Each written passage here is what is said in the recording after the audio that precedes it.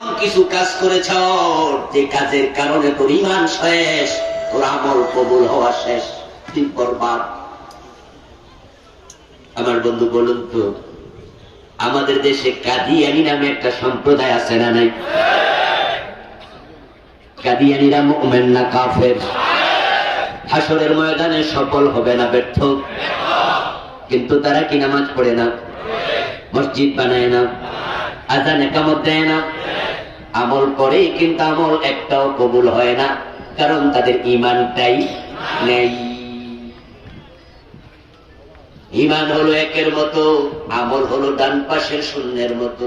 এক যদি না থাকে শূন্যের কোনো মূল্য নেই। যেমন আমাদের দেশে হিন্দুর দোকানে যদি কোনো ভিক্ষুক ঢোকে, হিন্দুরা কি ভিক্ষা দেয় না? 10 টাকা ভিক্ষা দিল, আমল নামায় সওয়াব কয়টা হলো? কারণ এক নাই, এক না থাকলে শূন্যের কোনো দাম নেই। হিন্দু বিচারক ন্যায় বিচার করে 1 টাকাও ঘুষ খায় না, এমনও আছে না নাই? এই ন্যায় বিচার বড় ইবাদত। রাসূলুল্লাহ বলছেন 7 ব্যক্তিকে আল্লাহ আরশে আজিমের নিচে জায়গা দেবে কিয়ামতের দিন। লা জিল্লা ইল্লা জিল্লুহু, যেদিন আরশের ছায়া ছাড়া কোনো ছায়া থাকবে না। তার মাঝে 1 নাম্বার আল ইমামুল আদিল, যে ন্যায় বিচারক শাসক, ন্যায় বিচারক নেতা। যে হিন্দুটা 1 টাকা ঘুষ খায় নাই, পুরা জীবন ন্যায় বিচার করেছে, সে তো আল্লাহর আরশে আজিমের নিচে জায়গা পাওয়ার কথা, কিন্তু আদৌ পাবে? কারণ তার ঈমান নাই। ঈমান হলো এক না থাকলে শূন্য বসে কোনো নেই। মাদার তেরেসার নাম শুনেছেন? কথা বলতে হবে, নাম শোনেন নাই? মাদার তেরেসা ইউরোপের নাগরিক ছিলেন, ভারতে বসবাস করতেন, জীবনটা কাটিয়েছেন ইয়াতীমদের পিছনে। ভারতে শত শত ইয়াতীমখানা খুলেছিলেন, হাজার হাজার ইয়াতীমের মা হয়েছেন, বিয়েটাও জীবনে করেন নাই। কর্মের স্বীকৃতি স্বরূপ নোবেল পুরস্কার পেয়েছেন শান্তিতে। পুরাটা টাকা ইয়াতীমখানায় দিয়ে দিছে। ইয়াতীমের মাথায় হাত বুলালেও সওয়াব হয়, এমন হাদিস আছে কিনা? বিকুল্লি শাওরাতিন হাসানাত, আমার রাসূল বলেন, ইয়াতীমের মাথায় যদি শুধু হাতটা বুলায়া দাও, প্রতিটা চুলের বিনিময়ে অসংখ্য নেকি আল্লাহ লিখে দিতে থাকেন। শুধু হাত বুলাইলে নেক, একটা নয়, শাওরাতুন 1 বছর, হাসানাত বহু বছর। বিকুল্লি শাওরাতিন হাসানাত, বিকুল্লি শাওরাতিন হাসানাতুন, এটা বলেন না হাসানাত, আলিফ এবং তা। চুল হলো একটা, তোমার হাতের তল দিয়ে গিয়েছে, সওয়াব হবে অগণিত। সওয়াব দেবেন কে? আল্লাহ। এবার যে ইয়াতীম পালন করে তার সওয়াব কত? শুধু হাত বুলাইলে এত, পালন করলে কত? قال النبي صلى الله عليه وسلم انا وكافل اليتيم كهاتين في الجنه। বিশ্বনবী বলেন, যে ইয়াতীমের লালন পালন করবে, আমি এবং সে পাশাপাশি জান্নাতে থাকব। ইয়াতীম শব্দটা 1 বছর, বহু বছর হলো আইতাম। রাসূল কিন্তু আইতাম বলেন নাই, 1 বছরের শব্দ বলেছেন। অনেক ইয়াতীম লালন পালন করলে নবীর পাশের জান্নাত, তা নয়, একজন পালন করলেই জান্নাত। এবার আপনারা বলুন তো, মাদার তেরেসা হাজার হাজার ইয়াতীম পালন করেছে, জান্নাত পেয়েছে? কথা বলুন, পাওয়ার সম্ভাবনা আছে? কারণ মাদার তেরেসা হলো খ্রিস্টান। হযরত ঈসা নবীকে আল্লাহর ছেলে বলার কারণে পুরা খ্রিস্টান জগৎ মুশরিক হয়ে গেছে। وقالت النصارى المسيح ابن الله। আল্লাহ কুরআন মাজিদে বলছেন, খ্রিস্টানেরা বলে ঈসা আল্লাহর ছেলে। নাউযুবিল্লাহ, ছেলে মেয়ে নাই। লা তাকুলু সালাসা, তৃত্ববাদী হইও না, তিন খোদা বলিও না। খ্রিস্টানরা বলে খোদা তিনজন, একজন আকাশে, দুইজন জমিনে, একজন ঈসা আর একজন ঈসার মা মেরি মারিয়াম, তিনজন হয়ে গেল। আরেক দল কয় না, ঈসা আল্লাহর ছেলে, মারিয়াম আল্লাহর বউ, আকাশে আছে আল্লাহ। নাউযুবিল্লাহ। আল্লাহ তার বিরোধিতা করে বলেন কুল হুয়াল্লাহু আহাদ। আল্লাহ কয়জন? একজন। লাম ইয়ালিদ ওয়া লাম ইউলাদ, তার কোনো সন্তান নাই, তিনি কারো থেকে জন্মগ্রহণ করেন নাই। মাদার তেরেসা এত ভালো কাজ করেছে, কিন্তু আখিরাতে তার শিরকের কারণে একটা আমলও তার সামনে থাকবে না। কারণ যে শিরক করে তার ঈমান থাকে না, এক নাই শূন্যের দামও। তাই সফল হতে চাইলে ব্যর্থ মানুষের তালিকা জানা লাগবে। ওই ব্যর্থদের কাতারে নাম থাকলে এখনই তাওবা করতে হবে। যদি ব্যর্থদের তালিকায় নাম রেখে মরে যাও, ও বন্ধু তোমার উপায়। আমাকে পাঠাইছে, সাথে আরেকজন সাহাবী দিয়া বলছে যত উঁচু কবর আছে সব ভেঙ্গে সমান করে দাও। এই জন্য আপনারা জান্নাতুল বাকিতে যাবেন, দেখবেন কবরের কোনো চিহ্ন নাই। জান্নাতুল মুআল্লায় যাবেন, কবরের কোনো চিহ্ন নাই। শুধুমাত্র কিছু পাথর মাথার পাশে দিয়ে রাখে, কিন্তু উঁচু কবর পাওয়া যায় না। কবর সমান থাকবে। কবর যখন কবর থাকে তখন শিরিক থাকে না, কবর যখন মাজার হয় তখনই শিরিক শুরু হয়ে যায়।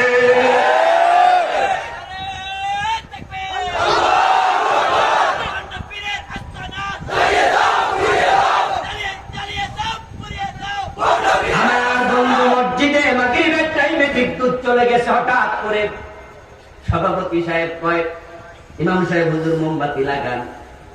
ইমাম সাহেব কয়, খাদেম সাহেব কই, মুয়াজ্জিন সাহেব কই। খাদেম সাহেব ঘুরাঘুরি করে 2.5 মিনিট পরে কয় হুজুর মোমবাতি তো। এখন মোবাইলের বাতি লাগায় নামাজ পড়ো, না হয় অন্ধকারে পড়ো। মসজিদে মোমবাতি পাওয়া যায় না, আর মাজারে গিয়ে দেখেন দিনের বেলায়ও মোমবাতি জ্বলছে।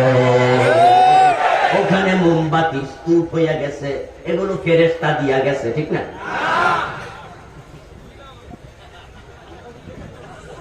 কারা দিল? আপনার আমার মা বোনেরা বেশি, ঠিক না? মহিলারা বেশি দেয়, পুরুষরাও দেয়। মোমবাতি দেয়, টাকা দেয়, খাজার নামে মানত করে, শিরনি দেয়, গরু ছাগল পর্যন্ত দিয়ে দেয়। মানত একটা ইবাদতের নাম। মানত প্রসঙ্গে কোরআনে আয়াত আছে, ইবাদত শুধু আল্লাহর হবে। তাই কোন মাজার, কোন দরবারে মানত করলে শিরিক হয়ে যাবে। মুরগির ঠ্যাং ভেঙে গেছে, মহিলা বলে রাখছে আল্লাহ ঠ্যাংটা যদি ভালো করে দাও, খাজা বাবা ল্যাংটা বাবার দরবারে 3টা মোমবাতি। এই দেশে শিরকের আজকে ভয়াবহ বন্যা চলছে। এ বিষয়ে আমি একটি বই লিখেছি, 29টা শিরিক লিখছি। একটা করলে ঈমান শেষ। ছেলে যাবে মালয়েশিয়ায়, মা কয় বাজান পাসপোর্টটা দিস না, আগে একটু ঢাকা থেকে ঘুরিয়া, ভিসা লাগবে কিনা আগে যাই না শিওর হইয়া পাসপোর্ট জমা দে। কারণ পাসপোর্ট দিলি, টাকা দিলি, ভিসা লাগলো না, ফিরাইয়াও পাইলি না টাকা, বেটা বেশি সুবিধা না। ছেলে বলে মা ভিসা লাগবে কিনা জানবো কেমনে? মা কইয়া দে, কেন রে বাবু? টেলিভিশনে দেখছি বাবা লিটন দেওয়ান বসে আছে বসুন্ধরা শপিং মলে, অতীত ভবিষ্যৎ ভূতপূর্ব সব কিছু জানে। হাতের রেখা দেখায় ভবিষ্যৎ জানতে চায় এমন মুসলমানের সন্তান আছে না নাই? অথচ ভবিষ্যতের এলেমের মালিককে আল্লাহ ছাড়া 1 সেকেন্ড পরে কি হবে দুনিয়ার কেউ জানে না। لا تعلم نفس ماذا تكسب غدا ولا يدري بأي أرض تموت। কোন মানুষ জানে না সে কোথায় মরবে, কোন মানুষ জানে না কালকে কি খাবে। কোন মানুষ জানে না কিয়ামত কবে হবে, কোন মানুষ জানে না বৃষ্টি কবে নাজিল হবে, কোন মানুষ জানে না পেটের সন্তান সৎ না অসৎ হবে। ভবিষ্যতের ইলমের মালিক একমাত্র কে? আল্লাহ। তুমি লিটন দেওয়ানের কাছে যাই হাত দেখাইছো, সে কইছে দিশা লাগবো, বিশ্বাস করেছো? লাগবে না, বিশ্বাস করেছো? সাথে সাথে ইমানটা বসুন্ধরা রাখাইছো। গত 4-5 বছরে বসুন্ধরা শুটিং মলে আগুন লাগছে 3-4 বার। ও মিয়া, মানুষের খবর দেয়, নিজের মার্কেটের খবরই জানে না। গলার মাঝে পয়টা ঝুলাইয়া নাবির নিচে দুটি কাপড় পরে মোটা পেটওয়ালা ঠাকুর মশাই হেঁটে যায় ঝুলি লইয়া। আর আপনি কোন ঠাকুর সাহেব, আমার হাত দেখেন, কি খবর? ঠাকুর সাহেব আঙ্গুলের মাথায় দইরা কয়, সামনের মাসে পারা আছে। এমন আছে না নেই? তাহলে কি করতে হবে? 1111 টাকা দেও, ফারা কাটটা দিব। বিশ্বাস করেছেন, ইমান সাথে সাথে শেষ। কারণ 1 মিনিট পরে কি হবে জানে কে?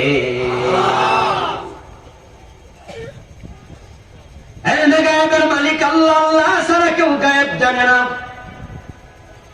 যদি ঠাকুরের জাতীয় কথা বলে টাকা দিও না, পারলে একটা থাপ্পড় মারে দিও। কাজ করলে নকশাইও, বয়স বেশি হইলে মুরব্বি থাপ্পড় দিতাম না।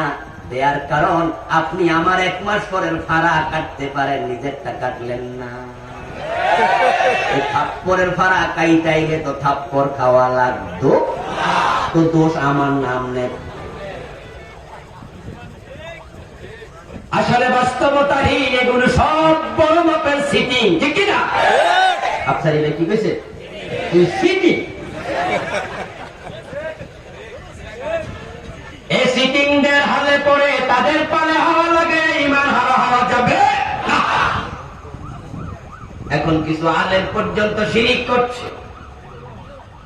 ওলিরা গায়েব জানে, নবী মুহাম্মদ গায়েব জানে, এমন বিশ্বাস রাখে। এমন কিছু আলেম আছে না নাই? রাসূল নাকি গায়েবের মালিক, গায়েবী খবর দেনে ওয়ালা, আল্লাহ কা হাবিব নবীজি আল্লাহ আল্লাহ আল্লাহু লা ইলাহা ইল্লাহু। তো গায়েবী খবর দেনে ওয়ালা আল্লাহ কা হাবিব নবীজি।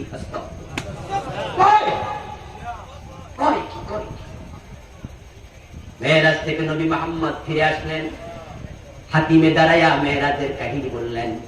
মুতিম ইবনে আদি প্রশ্ন করলো, বাতিদা মুহাম্মদ ইবনে আব্দুল্লাহ সাল্লাল্লাহু আলাইহি ওয়াসাল্লাম, তুমি যদি গত রাতে মসজিদ আকসায় গিয়ে থাকো, তাহলে বলো তো মসজিদ আকসার দরজা জানালা কয়টা? সহিহ মুসলিমে এসেছে। প্রশ্নকারী মুতিম ইবনে আদি, নবী মুহাম্মদ বলেন, সাআলুনি আন আশিয়াআ লাম আসবুত আলাইহি ফাকারিতু কারবাতান মা লাম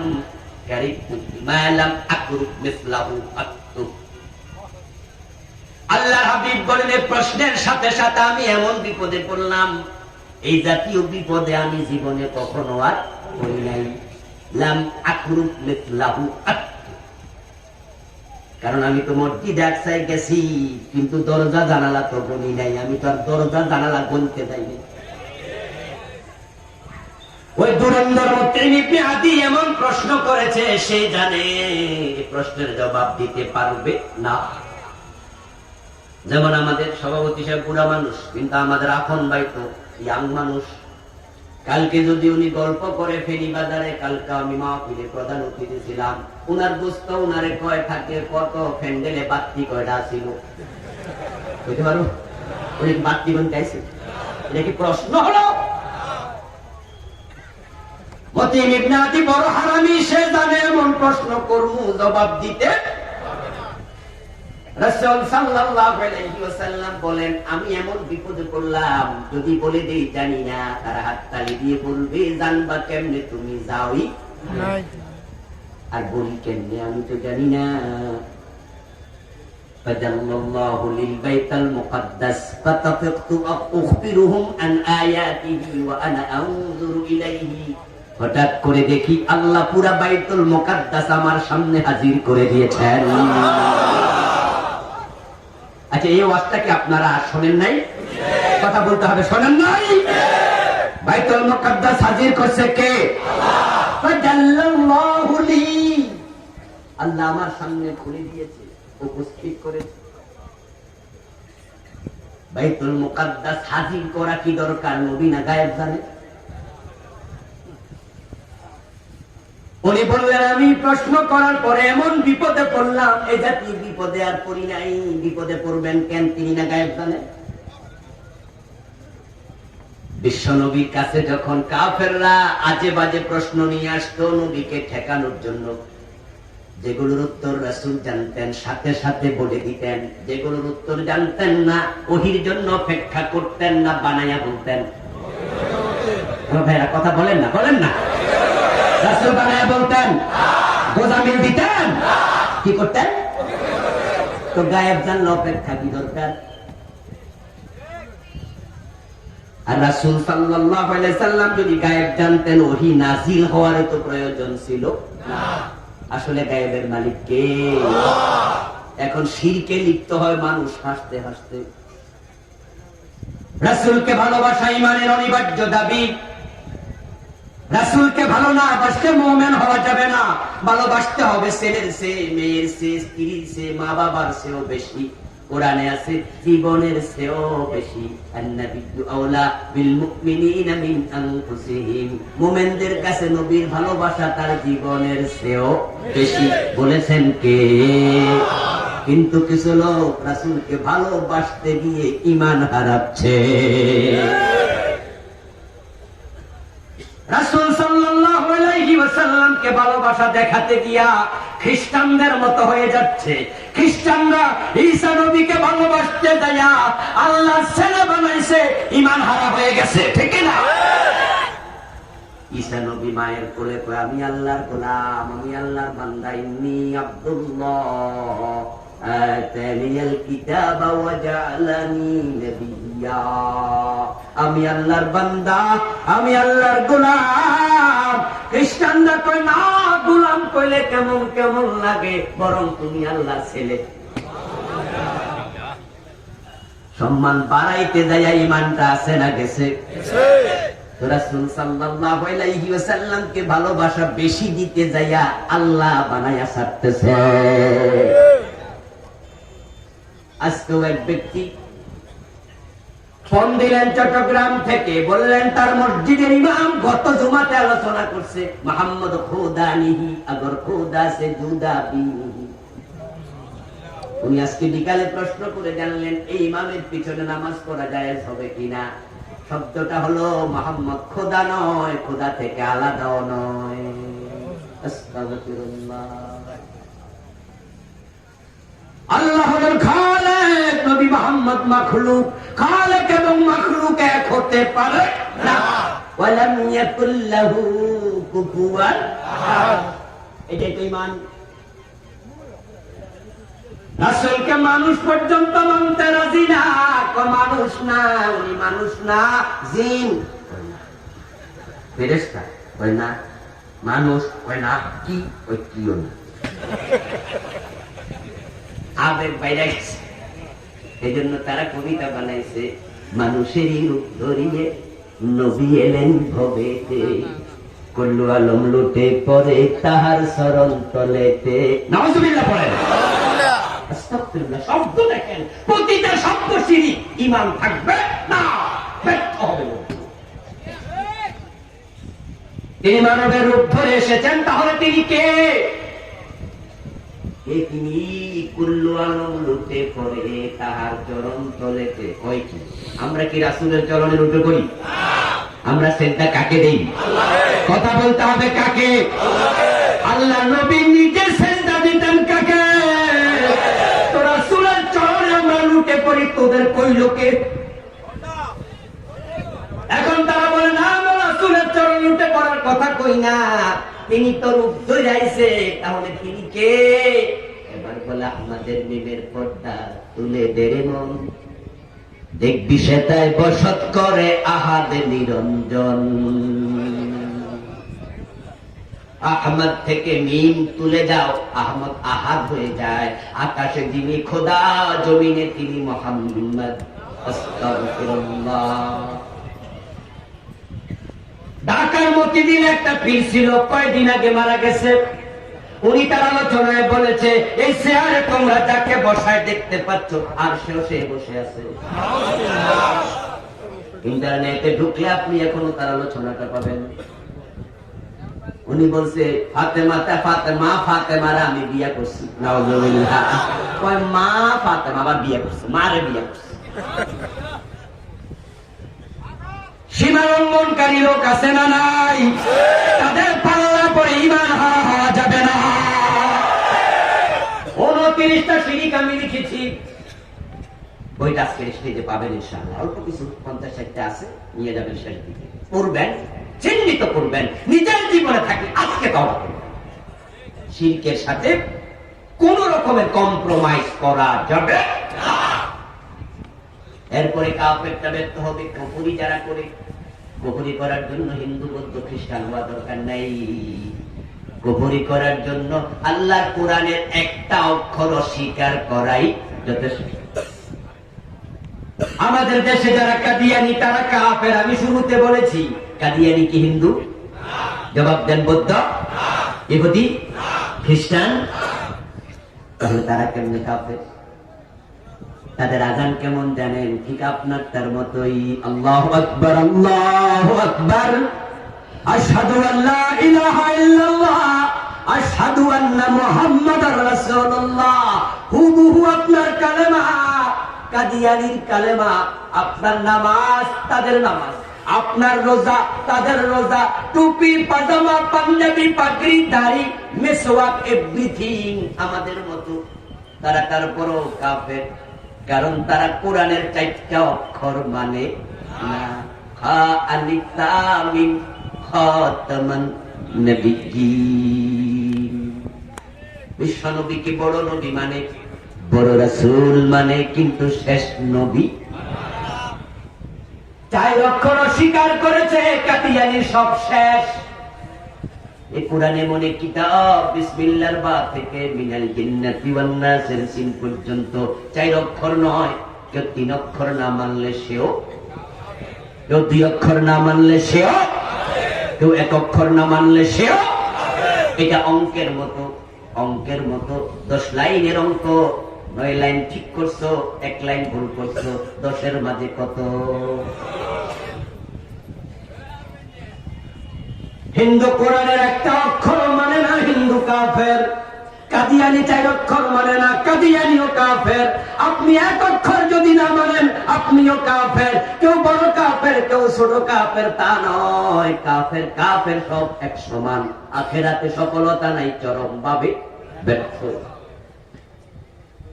এখন আমাদের দেশে কোরআনের ডজন ডজন আয়াত মানে না এমন লোক নামাজ পড়ে, রোজা রাখে। যেমন একটা উদাহরণ দিলে বুঝবেন। আমি বলেছি সত্য পিতা লাগবে, কিন্তু ওই রোগীর মতো মেনে নিতে হবে, কল্যাণের চিন্তা মাথায় রেখে। আল্লাহ বলছেন, আলা লাহুল খালকু ওয়াল আমর। এখানে অক্ষর আছে 15টা।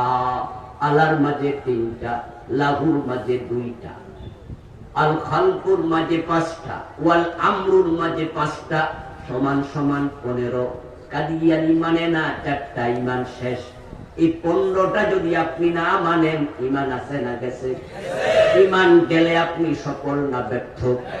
সফল হওয়ার জন্য এই আয়াতের উপরে ঈমান দরকার আছে না নাই? বাংলা অর্থ বললে বুঝবেন আপনি আদৌ মানেন কিনা। অন্তরের মালিক আল্লাহ, অন্তরে ঈমান আছে কিনা আমি জানবো না, কিন্তু আপনি বুঝবেন আপনার অবস্থা কি। বাংলা অর্থ হলো সাবধান, সৃষ্টি যার, আইন চলবে শুধুই তার। কি বলেছেন? সৃষ্টিকার, জোরে বলেন কার? আইন চলবে কার? শুনছে তো? আল্লাহ বলে চোর ধরে হাত কাটো। ব্রিটিশরা বলছে চোর ধরে জেলে দাও। 90% মুসলমান আল্লাহটা মানতেছেন না, ব্রিটিশেরটা। তো ব্রিটিশের আইন মেনে আপনি সফল হবেন কেমনে? রাসূলুল্লাহ বলেছেন আমার মেয়ে ফাতেমা চুরি করলে আমি ফাতেমার হাতটা কাটবই। রাসূল আইন দিয়েছেন মদ পান করলে 80 বেত লাগাও। এই আইন আছে না নাই? হযরত ওমর নিজের ছেলেটাকে রেহাই দেন। মদ্যপানের অপরাধে প্রিয় পুত্রকে নিজ করে মেরেছ দোররা, মরেছ পুত্র তোমারই চোখের পরে। সম্মানিত ভাইয়েরা, কিছু লোক হাঁটতেছে আপনারা দেখতে পাচ্ছেন। আমাকে বললে হতো, আমি ঘোষণা দিতাম যে তারা মাহফিল কমিটির লোক 10, 20, 50, 100, 1000 যতটুকু পারেন গোপনে দিতে থাকেন। এর মাঝে আমরা আলোচনার দিকে আগাচ্ছি, সংক্ষেপে শেষ করব ইনশাআল্লাহ। আমার বন্ধু হযরত ওমর নিজের ছেলেকেও ছাড়ে নাই, 80 বেত দিছে। এবার আপনাদের কাছে জানতে চাই, বাংলাদেশে মদখোর আছে না নাই? 50 বছরের বাংলাদেশে 80 বেত দিচ্ছেন কয়দিন? মুসলমান, আল্লাহ কই চোর ধরে হাত কাটো, কাটলেন না। ডাকাত ধরে শুলে দাও, দিলেন না। জেনা করলে পাথর মারো, মারলেন না। মদ খাইলে 80 বেত লাগাও, মাইল দিলেন না। এত আইন বাদ দিয়া মুমিন কেমনে থাকবেন? মুমিন থাকতে হলে আল্লাহ সব আইন মেনে নিতেই হবে। এটার নাম ঈমান। একটু বলুন তো, শয়তান মুমিন না কাফের? জোরে বলতে হবে, মুমিন না কাফের? সে এক সময় কি মুমিন ছিল না? ইবাদত করতে করতে ফেরেশতাদের সরদার হয়ে গেছে, ওস্তাদ হয়ে গেছে, নেতা হয়ে গেছে, মুআল্লিম হয়ে গেছে। কিন্তু আল্লাহর কয়টা আইন মানে নাই? মাত্র একটা। আদমকে সিজদা করো, করলো না, ঈমানটা শেষ। ফজরের টাইমে ঘুম থেকে উঠে নামাজে দাঁড়ায় আউযু বিল্লাহি মিনাশ শাইতানির রাজীম যখন পড়েন, ও আল্লাহ, অভিশপ্ত শয়তান থেকে তোমার কাছে আশ্রয় চাই। শয়তান পাশে দাঁড়ায় কয়, আমার অভিশপ্ত কইল কে?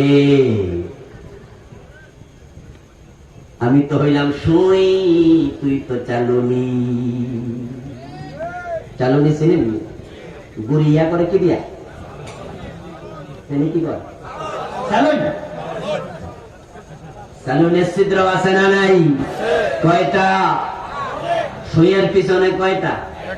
সালুনি যদি সুইয়ের দোষ ধরে, সালুনি কি সুই কি কইব? হাত ফেল করে মরে যাবে। শয়তান বলে, আমি একটা মানি না, আমি অভিশপ্ত, আমি কাফের। তুই ডজন ডজন বাদ দিয়া মুমিন থাকস কেমনে? আপনি আর আমি আওয়াজ করবো, কালকে আল্লাহর দিন কায়েম হয়ে যাবে তা নয়। দিন কায়েম হলে হোক, না হলে নাই, কিন্তু আমরা ঈমান নিয়ে মরতে চাই। ঈমান নিয়ে মরতে হলে কোরআনের আইনের পক্ষে থাকতেই হবে। কথা বুঝেন? না হয় ব্যর্থ হবেন। 3 নাম্বার মুনাফিক যারা, তারা ব্যর্থ। নিফাক নিয়ে আলোচনা শুনতে হবে, ভিন্ন আলোচনা। মুনাফিকদের অবস্থান হবে জাহান্নামে, ফেরাউন নমরুদেরও নিচে। মুনাফিক তারা যাদের মুখে কালেমা আছে, অন্তরে কালেমা মানার চিন্তা নাই। মুখে বলে লা ইলাহা ইল্লাল্লাহ, আল্লাহ ছাড়া কাউকে মানি না, কিন্তু বাস্তবে তারা শুধু আল্লাহকেই মানে না। ভারতেরও মানে, আমেরিকারও মানে, ব্রিটিশেরও মানে, সবাই মানে, শুধু মানে না কাকে? আর মুখে বলছে আল্লাহ ছাড়া কারোরে মানি না। 4 নাম্বার ব্যর্থ লোক যে হারাম খায়, আর ইবাদত কবুল হওয়া বন্ধ। ঈমান থাকবে, কুফরি করলে ঈমান যাবে, শিরিক করলে যাবে, নেফাক করলে যাবে। হারাম খাইলে ঈমান যায় না, কিন্তু আমল কবুল হবে না। আল্লাহ ওজন করে দেখবেন, আমল নামা খালি দুদকে পাঠাইয়া দেবে। যে ব্যক্তি জাহান্নামী, সে সফল না ব্যর্থ?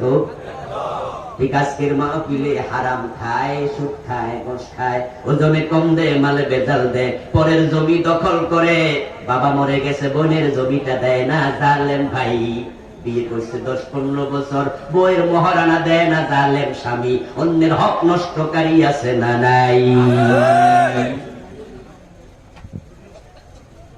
সুদে টাকা লাগায় তুমি জান্নাতের আশা করো কেমনে? রাসূলুল্লাহ বলেছেন, যে ব্যক্তি 1 টাকা সুদ খাবে আশাদ্দু মিন সিত্তাতিন ওয়া সালাসিনা জিনাতান, তার আমলনামায় 36 বার জিনার গুনাহ লিখে দেয়া হবে। মান আকালা দিরহামা রিবা ওয়া হুয়া ইয়ালাম আন্নাহু আশাদ্দু মিন সিত্তাতিন ওয়া সালাসিনা জিনা।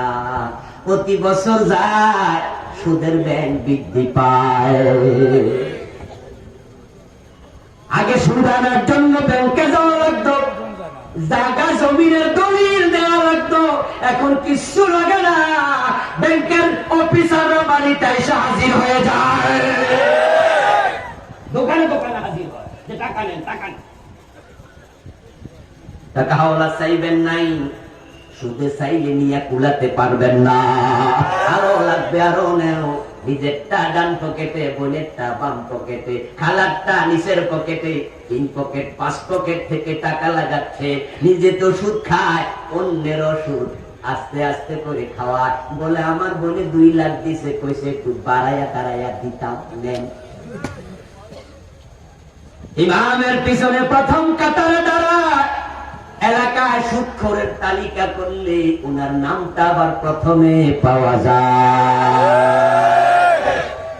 1 টাকা সুদ খেলে 36 বার জেনা হয়, 100 টাকা সুদ খেলে 3600 বার জেনা হয়, 1000 টাকা সুদ খেলে 36,000 বার জেনা হবে। কিসের জান্নাত তালাশ করছো দোস্ত? যে সমস্ত মেয়েরা আমাদের দেশে টাকার বিনিময়ে ইজ্জত বেচে, তাদেরকে আমরা বলি পতিতা। ওই পতিতা নারী জাহান্নামের কি? সে মারা গেলে ইমাম জানাজার ইমামতি করতে রাজি হয় না। ওই হের কিসের জানাজা? কুত্তার মতো খাদাই দেয়। হের মাইয়া পোলা বড় হলে কয় কি এর বিয়ে করাবো, জারস বাবার ঠিক নাই। অথচ এই নিকৃষ্ট পতিতাও তো তার জীবনে 36,000 বার জেনার বয়স পায় না। তো যারা এত ঘৃণা করলেন, থুতু দিলেন, সেও 36,000 বার জেনা করে নাই। আর আপনি মসজিদের সামনের কাতারে টুপি মাথা দিয়া খারাইছেন, 1000 টাকা সুদ খাবেন, অলরেডি 36,000 বার জেনা করে ফেলেছেন।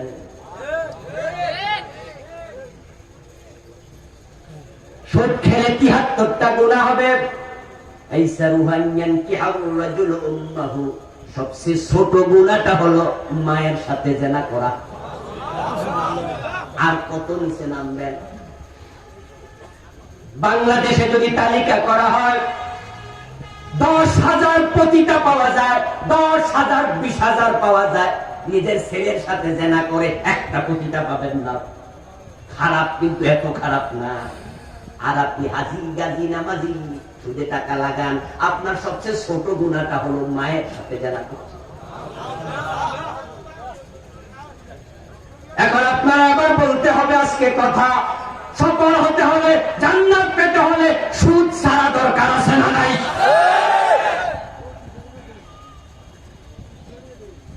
আপনি বড় অফিসার, ঘোষণা খাইলে আপনি সিগনেচারও করেন না, টাকা না পাইলে হাসরের ময়দানে হাজির হবেন। আপনার আমলনামার সওয়াবগুলো আল্লাহ মানুষকে দিয়ে দেবে। ওজনে কম দেন, মালে বেতাল দেন, মানুষ ঠকান, পরের জমি দখল করেন। ও আমার দোস্ত শোনো, রাসূলুল্লাহ সাল্লাল্লাহু আলাইহি ওয়াসাল্লাম বলেছেন, মান আখাযা শিবরাম মিনাল আরদি যুলমা, কেউ যদি জুলুম করে 1 বিঘত জমি কারো দখল করে, সাইয়ুতাওয়াকুহু ইয়াউমাল কিয়ামাতি মিন 7 ইয়ামদিন, হাসরের দিন আল্লাহ 7 গুণ বড় করে তার গলায় ঝুলাইয়া দিয়া বলবে, টেনে টেনে সামনে যাও। জমিন হবে উপরের দিকে 1 বিঘত, বেড়ে যাবে 7 বিঘত, নিচের দিকেও বাড়বে 7 বিঘত পুরা জমি। পৃথিবীর সবচেয়ে গভীর সমুদ্র তালাশ করুন আমার দাওয়াত ময়দানেতে দিন রাত করায়, তোমার দাওয়াত আমার দাওয়াত, মেগাওয়াতে মিল, তোমার কিতাব আমার কিতাব নিয়া বড় মিল। তোমার দাওয়াত দেখে ঘুষ, সমাজ ভরা সুদ, তোমার দাওয়াত বৈধতা দেয় ফেরাউন নমরুদ। আমার দাওয়াত ইসলামী আইন আল কোরআনে বল, আমার দাওয়াত মানে না তো জুলুমবাজের দল। তোমার দাওয়াত আমার দাওয়াত দাওয়াত মিল, তোমার কিতাব আমার কিতাব নেই আবার মিল। তোমার দাওয়াত আল কোরআনে তাবিজ খোঁজার পথ, তোমার দাওয়াত জাল হাদিসের বিতর্কে দেয় মত। ছোট্ট ছোট হাদিস নিয়ে মারামারি করছি, ছোট্ট ছোট বিষয় নিয়ে। এদিকে সমস্ত সমাজ লুটে পটে কাছে আসছে, ঠিক কিনা? তোমার দাওয়াত আল কোরআনে তাবিজ খোঁজার পথ, তোমার দাওয়াত জাল হাদিসের বিতর্কে দেয় মত। আমার দাওয়াত আবার জেগে উঠবে মুসলমান, আমার দাওয়াত কোরআন হাদিস হবে সংবিধান। তোমার দাওয়াত আমার দাওয়াত দাওয়াত মিল, তোমার কিতাব আমার কিতাব নেই আবার মিল। তোমার দাওয়াত টাকা কামাই হচ্ছে বড় লোক, তোমার দাওয়াত দেয় না ব্যথা ত্যাগের কোন সুখ। আমার দাওয়াত মালিক যিনি হুকুম মানা তার, আমার দাওয়াত শাহাদাতের বিছে খুলে দ্বার। তোমার দাওয়াত আমার দাওয়াত দাওয়াত মিল, তোমার কিতাব আমার কিতাব নেই আবার মিল। তোমার দাওয়াত আমার দাওয়াত দাওয়াত মিল, তোমার কিতাব আমার কিতাব নেই আবার মিল। সবার কাছে দোয়া চাই। আমার চ্যানেল আছে মুর্শিদ আহমদ অফিসিয়াল। ডায়াবেটিক, তাই এখন থেকে সে সতর্ক। সে এখন থেকে চাল কম খায়, রুটি খায়। এখন আর সকালবেলায় ঘুমায় না, সকালে দৌড়ায়। এখন শাক সবজি বেশি খায়, এখন আর চিনি খায় না। তাই তার ডায়াবেটিক নিয়ন্ত্রণে আছে। যে কয়দিন বেঁচে থাকবে ভালোভাবে বাঁচবে। ডায়াবেটিক কন্ট্রোলের বাইরে গেলে চোখের পাওয়ার কমে যাবে, দাঁত পড়ে যাবে, যৌন শক্তি কমে যাবে, এনার্জি কমে যাবে, ধ্বংস হয়ে যাবে। তাই ডায়াবেটিক রোগীকে সতর্ক হয়ে চলা লাগে। এখন যারা ব্যর্থ হবে আখেরাতে, তাদের কিছু নৈতিক দুর্বল চরিত্র আছে। আজকের মাহফিলে আমি সেগুলো বলবো। এখন ওই চারিত্রিক দুর্বলতা যাদের আছে, তাদের সতর্ক হওয়া দরকার আছে না?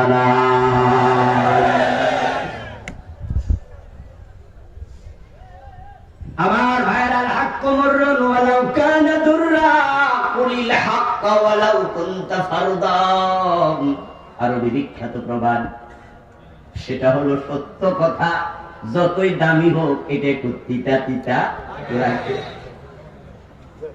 শিয়ারে কাফের বলে দেন, শিয়ারে ফাসিক বলে দেন, কাদিয়ানির কাফের বলে দেন, অমুকরে মুশরিক তুশরিক বলে দেন। বলেছেন মাদার তেরেসারে আরো 40 বার কোন কোন অসুবিধা নাই, কিন্তু আমারে কোয়া যাইব না। এখন সত্য যদি তিতাও হয়, ডাক্তারের প্রেসক্রিপশন মোতাবেক তিতা ওষুধ যদি হয়, সেটাও সেবন করা লাগে। আমরা আপনাদের কলবের ডাক্তার, আর এমবিবিএস, এসপিপিএস, এফআরসিএস, তারা হলো বডির ডাক্তার, ঠিক না? ওরা যখন ওষুধ প্রেসক্রাইব করে, তিতা ওষুধটাও পকেটের টাকা দিয়ে কিনেন। আবার ডাক্তার আপনাকে পরীক্ষা করে যদি মনে করে ওষুধে সারবে না, ছুরি লাগবে। ছুরিটা ডাক্তারের টাকা কিনে না, কিনার টাকাও রুগী দেয়া লাগে। আমনের টাকা দিয়ে কিনে আমনেরে কাটবো।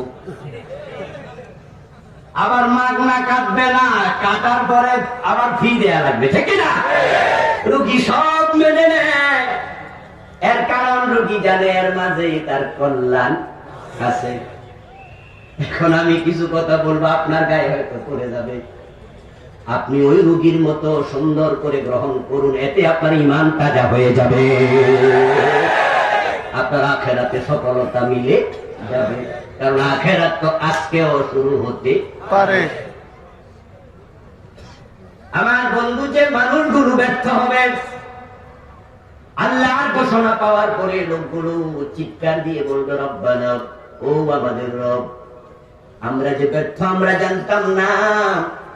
ওয়ালাউ আন্না লানা কাররাতান ফানাকুনা মিনাল মুমিনিন, আমরা তো দেখেছি মুমিনগুলো জান্নাতে চলে যাচ্ছে, ওই যে ফুলসিরাত পার হয়ে গেছে। মুমিনগুলোকে বরণ করার জন্য ফেরেশতারা ফুলের তোড়া হাতে নিয়ে এসেছে, কিন্তু আমি ব্যর্থ। আমি তোমার কাছে আরজি জানাই, আমারে আরেকবার দুনিয়ায় পাঠাও, আমি মুমিন হয়ে আসতে চাই। ওয়ালাউ আন্না লানা কাররাতান আই মাররাতান ওয়াহিদাতান, একটা বারের জন্য পাঠাও। ফানাকুনা মিনাল মুমিনিন, আমি ঈমান নিয়ে ফিরে আসব। আল্লাহর কাছে তারা বলবে, কথাটা আমার না, আল্লাহ। হাসরের মাঠে কি আমরা কেউ গেছি? কথা বলুন, গেছি? কিন্তু হাসরের মাঠ কেমন হবে কথাগুলো কোরআনে আছে না নাই? আমরা কেউ জান্নাতে যাই নাই, জাহান্নামে যাই নাই। জান্নাত জাহান্নাম কেমন কোরআনে আছে না নাই? আমরা কবরে এখনো যাই নাই, কবর কেমন হবে, প্রশ্ন কি হবে, উত্তর কি হবে, সব কোরআন হাদিসে আছে না নাই? কথাগুলো আল্লাহর, কথাগুলো তার রাসূলের। সে বলবে, প্রভু একটা বারের জন্য পাঠাও, কিন্তু বলুন তো পাঠানো হবে? আর সুযোগ নেই। 90 মিনিটের খেলা, 11 জন করে প্লেয়ার, এক দলে গোল দিয়ে দিছে 10টা 12টা, আর এক দলে একটাও দিতে পারে নাই, চেষ্টা কিন্তু করেছে। 90 মিনিট পরে রেফারি মুখে বাঁশি দিয়া হুইসেল দিছে, আর 2 হাত দিয়ে ইশারা দিয়ে বলছে শেষ। হয় না? এখন 11 জন প্লেয়ার যারা একটা গোলও দিতে পারে নাই, তারা 11 জন মাঠ থেকে না উঠা রেফারি কেউ হাতে ধরছে, কেউ ঠেঙে ধরছে, দুইটা কয় আর 10টা মিনিট দেন। কেমনে দেন? ফিরে রেফারি কয় মিনিট দেবে? 5 মিনিট দেন, 2 মিনিট দেন। রেফারি বলবে, বেটা 90 মিনিটে পারস নাই, সর আমারে ছেড়ে দে, 1 মিনিটও দেওয়ার সুযোগ আর দ্যাটস এন্ড, ফিনিশিং, শেষ, আউট। মাঠে বয়া বয়া কাম, কিন্তু মিনিট আর সিস্টেমই নেই। আল্লাহ তাআলা ফেরেশতাদেরকে বলবেন, খুযুহু ফাগুল্লুহু সুম্মাল জাহিমা সাল্লু। ও ফেরেশতারা, তারে ধর। 80 বছর দিছি হায়াত, 70 বছর দিছি, 40 বছর দিছি, তখন ঈমান আনতে পারে নাই, ঈমান হারা হইয়া আমার কাছে আইয়া আবার যাইতে চায়, তারে ধর। কে বলবেন? আল্লাহ। খুযুহু, তাকে ধরো।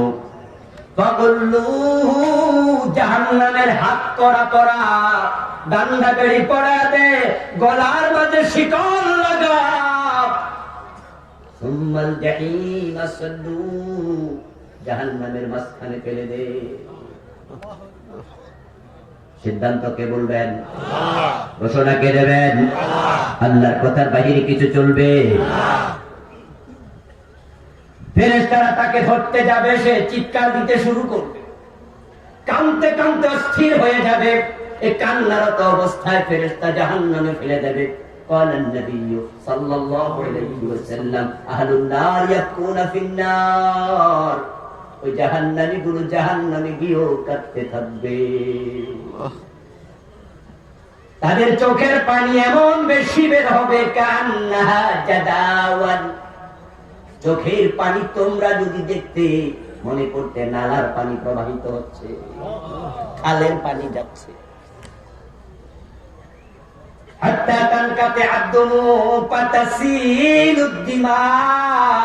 চোখের পানি পড়তে পড়তে শেষ হবে, কান্না শেষ হবে না, তখন রক্ত ঝরতে থাকবে। চোখগুলো ক্ষত বিক্ষত হয়ে যাবে, কান্না শেষ হবে না। জাহান্নামে গিয়ে তারা বলতে থাকবে, রব্বানা আখরিজনা মিনহা, ও আমাদের আল্লাহ, আর সহ্য হয় না, জাহান্নাম থেকে আমাদের বের করো, দুনিয়াতে একটা বারের জন্য পাঠাও। ফাইন উদনা ফাইন্না যালিমুন, ওয়াদা দিলাম আর কুফরি করব না, শিরিক করব না, নেফাক করব না, হারাম খাবো না, জুলুম অত্যাচার করব না, বেদাতি হব না, ভালো হয়ে যাব। যদি ওয়াদা রক্ষা না করি ফাইন্না যালিমুন, আমরা জালেম মনে যা সাতাই করিও, আপাতত বের করে পাঠাও দুনিয়ায়, দরখাস্ত কবুল হবে। 40 বছর চিৎকার দিতে থাকবে, 40 বছর চিৎকার দেওয়ার পরে আল্লাহ কথা বলবেন, قال اخسئوا فيها ولا تكلمون। আল্লাহ 40 বছর পরে কথার জবাব দেবেন। কথাটা হলো, লাঞ্ছিত হয়ে জাহান্নামে পড়ে থাক, তোদের সাথে আমার আর কোনো কথা নেই। যে লোকগুলো ব্যর্থ হয়ে যাবে সেই লোকগুলো জাহান্নামে থেকে যাবে। সেদিন 1000 মণ চোখের পানির মূল্য 1 আনাও নাই, চিৎকারের দাম নাই। কিন্তু বলুন তো, আজকে যদি আপনি বুঝতে পারেন আপনি ব্যর্থদের তালিকায় নাম আছে, এখন যদি চোখের পানি ছেড়ে তাওবা করেন, চোখের পানির দাম আছে না নাই? আপনার এক ফোঁটা চোখের পানি জাহান্নামের আগুন নিভাইয়া দেবে। বেশি লাগে না, বেশি লাগে না, 2টি ফোঁটা আল্লাহ তাআলার কাছে খুব বেশি প্রিয়। একটা হলো শহীদের রক্তের ফোঁটা, আর একটা মুমিনের চোখের পানি ফোঁটা। বিশ্বনবী বলেন, শহীদের রক্ত জমিনে পড়ার সাথে সাথে আল্লাহ জাহান্নাম হারাম করে দেয়। ما من عبد مؤمن يخرج من عينيه دموع ولو كان مثل راس الذباب من خشية الله حتى يصيب حر وجهه إلا حرم الله عليه النار। নবী মুহাম্মদ বলেন, মুমিন যদি আল্লাহর ভয়ে তার 2 চোখ থেকে মাছির মাথা পরিমাণ চোখের পানি ঝরাতে পারে, কাঁদতে পারে, চোখের পানি ছেড়ে দিয়ে বলতে পারে, আল্লাহ আমি ফিরে এসেছি, সুবহানাল্লাহ, সুবহানাল্লাহ, আল্লাহ আমি ফিরে এসেছি। আত-তাইবু মিনাদ-দামবি কামান লা যামবা লাহ। তুমি গুনাহ করতে করতে যদি পাহাড়ের চূড়া পরিমাণ উঁচু গুনাহ করো, তওবা করো, আল্লাহর ক্ষমা আকাশ পরিমাণ উঁচু, তোমার গুনাহ এমন ভাবে ক্ষমা করবেন যেন তুমি গুনাহই করো নাই। সুবহানাল্লাহ। আল্লাহ তাআলা শুধু গুনাহ ক্ষমা করেন না, যারা ফিরে আসে, ইল্লা মান তাবা ওয়া আমানা ওয়া আমিলা আমালান সালিহান উলাইকা ইউবাদদিলুল্লাহু সাইয়্যাতিহিম হাসানাত। আল্লাহ কুরআন মাজিদে বলেন, যারা ফিরে আসবে, নতুন করে তাওবা করে ঈমানদার হয়ে যাবে, আমি তাদের গুনাহগুলো শুধু ক্ষমাই করব না, ওই গুনাহগুলোকে সওয়াব বানায়া দেই।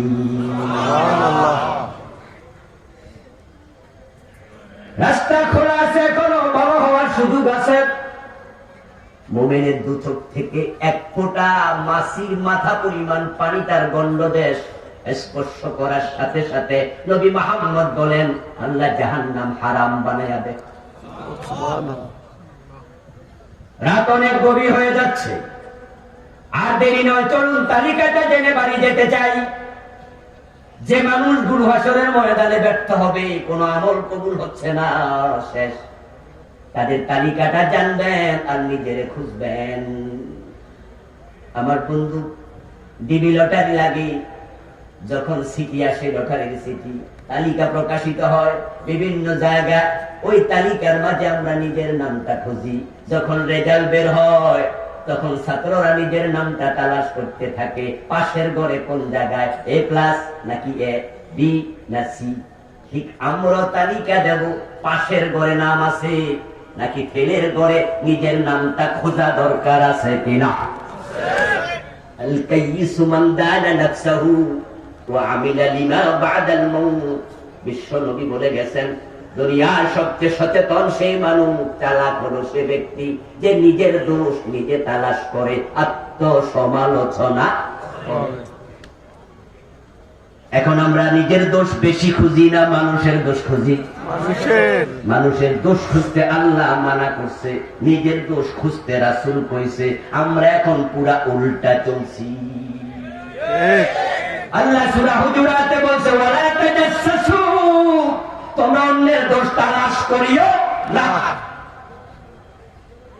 বিশ্বনবী বলছে, তুমি যদি মানুষের দোষ খোঁজো তাহলে আল্লাহ তোমার দোষ খোঁজা শুরু করবে। আর মান সাতারা মুসলিমান সাতারাহুল্লাহু ইয়াউমাল কিয়ামাহ, যে অন্য মুসলমানের দোষ গোপন রাখে আল্লাহ কিয়ামতের দিন তার দোষ গোপন রাখবে। আর যদি তুমি অন্যের পিছনে লেগে যাও, কান খুলে শোনো, মান হাফারা বীরান লিয়াফিহি ফাকাদ ওয়াকা ফি, বিখ্যাত আরবি প্রবাদ, যে অন্যের জন্য গর্ত করে সে গর্তে নিজেই পড়বে। তুমি যদি অন্যের দোষ খোঁজো, আল্লাহ তোমার দোষ খোঁজা শুরু করবে। আজকের মাহফিলে কোন গুনাহ করেন নাই, দোষ করেন নাই এমন কয়জন আছেন? কিন্তু আপনার গুনাহগুলো আল্লাহ গোপন রেখেছেন। আমি আবুল কালাম আজাদ, আমার দাওয়াত দিয়ে এখানে এনেছেন, আমার গুনাহ যদি জানতেন আমার দাওয়াত দিতেন না। ওই মসজিদের খতিবকে ভালো মানুষ মনে করছেন, খতিব সাহেবের গুনাহ প্রকাশিত হলে চাকরিটা থাকতো না। আমরা মানুষ, হাজারো মানবিক দুর্বলতা আমাদের পেয়ে বসে। আল্লাহ তাআলা সযত্নে গুনাহগুলো গোপন রেখে দেন, তাওবা করলে গুনাহ রাখেন না, তিনি ক্ষমা করে দেন। সুবহানাল্লাহ। আপনাদের ফেনী থানাতে যারা এই ফেনী জেলার ফেনী থানার বড় বড় ক্রিমিনাল, তাদের একটা আলাদা তালিকা আছে। এবং কোন কোন থানায় ঢুকলে দেখবেন ছবি সহ টানায় রাখে, দাগি দাগি বড় আসামির নামের তালিকা থানার ওয়ালের মাঝে দিয়া ঝুলায় রাখে। মোস্ট ওয়ান্টেড পারসন পত্রিকায় পর্যন্ত দিয়ে দেয়। আমার বন্ধু এই থানাতে বড় বড় ডাকাত, যারা রোড ডাকাতি করে, গাড়ি ডাকাতি করে, তাদের তালিকা অমুক অমুক অমুক অমুক। এইভাবে যে তালিকা প্রস্তুত হলো, ওই তালিকার কোন একজন বড় ডাকাত সে সিদ্ধান্ত নিয়েছে, আমি জীবনে আর ডাকাতি করব না। আল্লাহর ঘরে হজে গিয়া কাবার গিলাফ জড়াইয়া ধরে চোখের পানি ছেড়ে বলেছে, আল্লাহ আমারে মাফ করো, আর ডাকাতি করব না, আর ডাকাতি করব না। মাফ করা না করা আল্লাহর মুআমালা, কিন্তু তার সিদ্ধান্ত ফাইনাল, সে আর ডাকাতি করবে না। বাস্তবে সে 10 বছর 20 বছর বেঁচে ছিল, আর ডাকাতি করে নাই। কিন্তু তালিকা থেকে থানায় যে নাম আছে, ওই নাম কি কাটা গেছে? নাম কিন্তু আছে। কিন্তু আমার আল্লাহ অপরাধীকে যখন ক্ষমা করে দেয়, অপরাধীর তালিকায় তার নামটা রাখে না।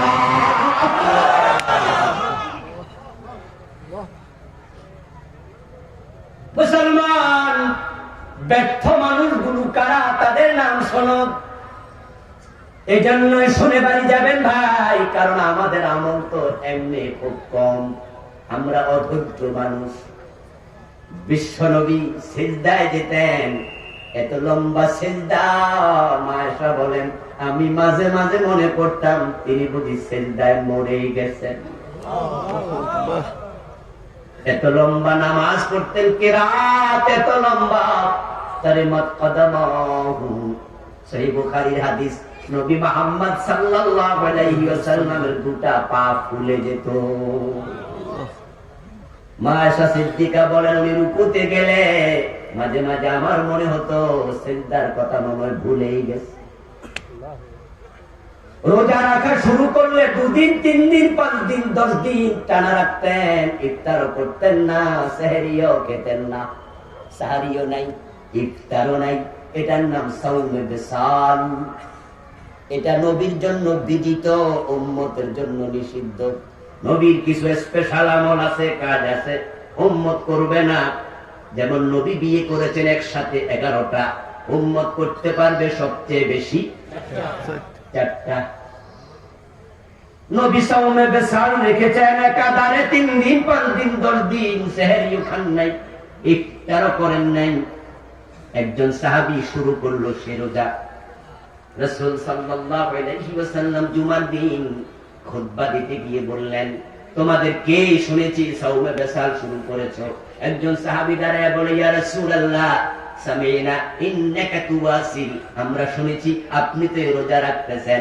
রাসূল জবাব দেন, আইয়ুকুম মিথলি ইন্নাল্লাহা আত'আমানি ওয়া সাকানি, তোমরা আমার মত নও, আমারে আল্লাহ খাওয়ায়া দেয়। বিশ্ব নবীর ইবাদত এত বেশি, রুকুতে গেলে সেজদার কথা মনে নাই, মনে হয় সেজদা গেছে মাথা উঠায় না। মাশা বলেন, আমি পায়ে সিমটি দিতাম, আমার সন্দেহ হতো মরে নাকি গেছে। তিনি পা নাড়া দিলে বুঝতাম এখনো মরেন নাই। আর আমাদের ইবাদত কত কম, কত কম। ইমাম যদি 3 বার সুবহান রাব্বিয়াল আলা আস্তে আস্তে পড়ে, মুসল্লির সহ্য হয় না, এক নিঃশ্বাসে 3 বার পড়া ইমামরে মিস কল দেয়, গলায় কাশ দেয়, ঠিক না? কাশের গরম দেখে বোঝা যায় এটা আসল কাশ না। মানে সে বুঝাইতে চায়, হুজুর আমার তো শেষ, আপনি কদ্দুর গেছেন। ইবাদত আমাদের বেশি না কম? কথা বলেন, বেশি না কম? এই কমটা যদি কবুল না হয়, তোমার আমল নাই, তুমি ব্যর্থ। এই জন্য আমরা বলি, জাল ছিদ্র হলে চলে, গুলা যেন ছিদ্র না হয়। 5 দল মানুষ হবে ব্যর্থ। প্রথম 3 দল চরম ব্যর্থ, যাদের কপালে জান্নাত নেই। 1 নাম্বার মুশরিক, 2 নাম্বার কাফির, 3 নাম্বার মুনাফিক। এই 3 গ্রুপের জন্য জান্নাত হারাম। ইন্নাল্লাযীনা কাফারু মিন আহলিল কিতাবি ওয়াল মুশরিকিনা ফী নারি জাহান্নাম খালিদিনা ফিহা। আওয়াজ দিয়ে সবাই বলেন নাউযুবিল্লাহ। মান ইউশরিক বিল্লাহি ফাকাদ হারামাল্লাহু আলাইহিল জান্নাহ। আল্লাহ তাআলা কোরআনে বলেন, যারা আল্লাহর সাথে শিরক করে তাদের জন্য আল্লাহ নিজে জান্নাত হারাম করে দেয়। আল্লাহ জান্নাতের মালিক, তিনি জান্নাত হারাম করলে দেয়ার ক্ষমতার কারো নাই। এটা আওয়াজ দিয়ে কথা বলুন তো, জান্নাত বানাইছে কে? জোরে বলেন, দেবে কে?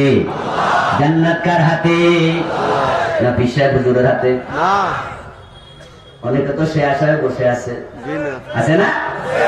আছেন আমার মুক্তার, আছেন আমার ব্যারিস্টার, শেষ বিচারের হাইকোর্টে তিনি আমায় করবেন পার, আমি পাপী তিনি জামিনদার। টুনটুনা টুনটুন কতরা বাজাচ্ছে মনের সুখে, পীর সাহেব জামিনদার হবে, অথচ পীর সাহেবের জান্নাতটাও কার হাতে? জান্নাত কোন বাবার হাতে নাই, পীরের হাতে নাই, জান্নাত কোন নবীর হাতেও নাই। আল্লাহ তাআলা যখন কাহার সুরত ধারণ করে হাসরের ময়দানে প্রকাশিত হবেন, নবীরা ইয়া নফসি নফসি নফসি বলবে, এমন হাদিস বুখারী শরীফেই আছে।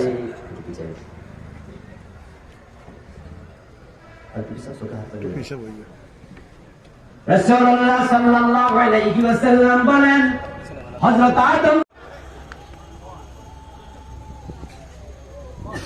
কিলাভ হবে জমি দখল করে, এমন জায়গায় মৃত্যু হতেই পারে, তোমার লাশটাও পাওয়া যাবে না। বিঘা বিঘা জমির মালিক, কপালে কবরের মাটিটাও নাই, এমনও আছে না? না, সব থেকে যাবে, কবরের মাটিটাও কপালে নাই। 1000 কোটি টাকা হারাম ভাবে ইনকাম করেছ, লাভ কি আমার ভাই? আজকে চোখ বন্ধ হোক, তোমার টাকা ব্যাংকে থেকে যাবে, তোমার হাতের ঘড়ি, পায়ের জুতা, মাথার টুপি, পকেটের মানি ব্যাগ, সব আপনজনেরা টেনে টেনে খুলে, তোমার পরনের প্যান্টটাও খুলে ল্যাংটা বানাবে, কিচ্ছু রাখবে, কিচ্ছু। তুমি যদি নারী হও, তোমার নাকের ফুল, কানের ফুল, গলার চেন, হাতের বালা, আপনজনেরা খুলতে খুলতে গায়ের জামা, প্যান্টটা, তোমার প্যান্ট, সালোয়ার সব খুলে তোমাকে দুনিয়ার সাথে সম্পর্কহীন করে ছেড়ে দেবে, কিচ্ছু সাথে যাবে না। এমন জায়গায় মৃত্যু হতে পারে, সাদা 3টা কাপড়ের কাপড় কপালে নেই। চায়না থেকে মালয়েশিয়া যাওয়ার পথে 296 জন যাত্রী নিয়ে বিমান নিখোঁজ হয়েছে, মনে আছে না? এক দেড় সপ্তাহ ব্রেকিং নিউজ, পরে মানুষ ভুলে গেছে। ওই বিমানটা হয়তো কিয়ামত পর্যন্ত খুঁজে আর পাবে না। যান্ত্রিক গোলযোগের কারণে ভারত মহাসাগরের উপরে বিমানটা যদি ক্রাশ করে পড়ে যায়, একটা দিঘিতে কোন ছোট্ট মেয়ে সাঁতার কাটতে গিয়া নাকফুল হারাইয়া বাড়িতে এসে যদি কয়, মা আমি দিঘিতে নাকফুল হারাইছি, মা বাবা যেমন খুঁজে পাবে না, ভারত মহাসাগরে একটা বিমান খুঁজে পাওয়া এসছে আরো কঠিন। কিন্তু আপনাদের কাছে জানতে চাই, কোটি কোটি টাকার মালিক এমন 2-4 জন সে বিমানে আছে না নাই? কপালে কবরের মাটিটাও নাই, কাফনের কাপড়টাও নাই। 1000 কোটি টাকা কামাই করলা, থেকে গেল, নিতে পারলা না, কিন্তু পরের জমি দখল করছো, ঘাড়ে তুলে দেবে, টানতে তোমাকেই হবে। قال النبي صلى الله عليه وسلم من اشترى ثوبا ب10 دراهم فيه درهم حرام لم يقبل الله له صلاته ما دام عليه। নবী মুহাম্মদ বলেন, যদি 100 টাকা দিয়ে কাপড় কিনো, 1 টাকা হারাম থাকে, বাকি 99 টাকা হালাল হইয়াও কোনো লাভ নেই। দুধ আছে 1 কেজি, প্রস্রাব করছে 1 ফোঁটা, ওই 1 ফোঁটাই 1 কেজিকে শেষ করে দিয়েছে। তুমি যদি 1 টাকা হারাম থাকে তোমার কাপড়ে, তোমার এই কাপড় পরে যতই নামাজ পড়ো, 1 রাকাত কবুল হবে না। হারাম খাওয়া শুরু, ইবাদত কবুল বন্ধ হওয়াও শুরু। 5 নাম্বার ব্যর্থ যে বেদাতের সাথে সম্পৃক্ত হয়ে যায়, তারও ইবাদত কবুল বন্ধ। আমাদের দেশে বেদাত আছে না নাই? আল বিদআতু হিয়াল ইবাদাতুল মুহদাসা মা লাম তাকুন ফি জামানিন নবী ওয়া আসহাবি। বেদাত হলো নবী মুহাম্মদ সাল্লাল্লাহু আলাইহি ওয়াসাল্লাম এবং সাহাবারা ইবাদত মনে করে যেটা করে নাই, সেটাকে ইবাদত মনে করে আমল করার নামই বেদাত। একটি বই লিখেছি এ প্রসঙ্গে, বাংলাদেশে চলমান 38টা লেখছি, পরে আপনি অবাক হবেন, কয় কি রে, আমিও তো বেদাতের সাথে আছি। যদি ধরা পড়ে আপনি বেদাতি, আজকে তাওবা করতে হবে। যদি ধরা পড়ে আপনি হারাম খান, আজকে তাওবা করে বাড়ি যাবেন। যদি শিরিক থাকে, কুফর থাকে, নেফাক থাকে, আপনাকে তা থেকে মুক্ত হতেই হবে। এগুলো নিয়ে মারা গেলে সফলতা কপালে নেই। একদিনের মাহফিলে সব ব্যাখ্যা করা যাবে না। আপনার নিজ দায়িত্বে এগুলো জেনে নেবেন, এই 5টা তালিকা করবেন, তারপর ইন্টারনেটে ঢুকবেন, ইউটিউবে ঢুকবেন, বেদাত নিয়ে আলোচনা শুনবেন, শিরক নিয়ে আলোচনা শুনবেন, নেফাক নিয়ে আলোচনা শুনবেন, কুফর নিয়ে শুনবেন, এরপর এগুলো যা আছে, ঠিক না, 5টা শুনবেন, বিস্তারিত জানবেন। একটা থাকবে তাওবা। যদি তাওবা না করেন, আপনি ব্যর্থদের তালিকায় থাকবেন। হাসরের দিন আল্লাহ আমারে আবার পাঠাও, দরখাস্ত কবুল হবে। সম্মানিত আল্লাহ তাআলা মানবিক এই দুর্বলতাগুলো থেকে আমাদের হেফাজত করুন, বলেন আমিন। আমরা দোয়া করে একসাথে বিদায় নেব। এই বদ স্বভাব থেকে আল্লাহর কাছে পানা চাইব। স্টেজে আমার লেখা মেরাজের একটি বই আছে, শিরকের একটি, বিদআতের একটি, আজকে 3টে আছে। দোয়ার পরে স্টেজে পাবেন ইনশাআল্লাহ। সভাপতি সাহেব অনুমতি দিলে আমরা দোয়া করতে চাই। আল্লাহুম্মা আমিন। আল্লাহুম্মা তাবারাকতা ইয়া যাল জালালি ওয়াল ইকরাম। ربنا لك الحمد كما ينبغي لجلال وجهك وعظيم سلطانك والصلاة والسلام على نبينا محمد وآله وأصحابه أجمعين رب ارحمهما كما ربياني صغيرا। আমার সাথে পড়ুন, রব্বির হামহুমা কামা রব্বায়ানি সগীরা। আয় রব্বাল আলামিন, দয়া করে আজকের মাহফিল তুমি কবুল করে নাও। আমরা যারা এসেছি আমাদের জীবনের গুনাহগুলো মাফ করে দাও। আমাদের সালাম তোমার বন্ধুর রওজা মুবারকে পৌঁছায়া দাও। আর আমরা যারা এসেছি কারো মা নাই, কারো বাবা নাই, দাদা নাই, দাদি নাই, নানা নানি, আপনজন প্রিয়জন চলে গেছে। মেহেরবানি করে সবার কবরকে জান্নাতের টুকরা বানায়া দাও। হায় রব্বাল আলামিন, আমরা কবরের যাত্রী, জানি না কবে কার ডাক এসে যায়। হে আল্লাহ, আমাদের সকলকে তওবা করে পূর্ণ মুমিন হয়ে মরার তৌফিক দিয়ে দাও। আজকের মাহফিলের সম্মানিত সভাপতি হে আল্লাহ মুহতারাম আলহাজ মুর্তজা খোকাম, হে আল্লাহ মুরব্বির হায়াতে তুমি বারাকা দাও, সুস্থ সুন্দর জিন্দেগি নসিব করে দাও। হে আল্লাহ সভাপতি সাহেব মাদ্রাসার ভবনের জন্য 50 ব্যাগ সিমেন্ট দেবেন বলেছেন, তারে দান তুমি কবুল করে নাও। আয় রব্বাল আলামিন, আজকের মাহফিলের সম্মানীয় প্রধান অতিথি মুহতারাম নুরুল আফসার আপন ভাই, আল্লাহ মাদ্রাসার জন্য 3 লক্ষ টাকা এনে দেবেন ওয়াদা করেছেন। হে আল্লাহ, অতীতেও তিনি দিয়েছেন।